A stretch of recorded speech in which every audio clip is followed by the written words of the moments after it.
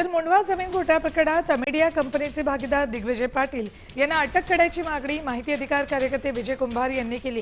या घोटाळ्यावरून अधिवेशनामध्ये गदारोळ होऊ शकतो, त्यामुळेच काहीतरी दाखवायचं म्हणून शीतल तेजवानीला अटक केल्याचा आरोपही दमानी यांनी केला, विजय कुंभार यांनी केला।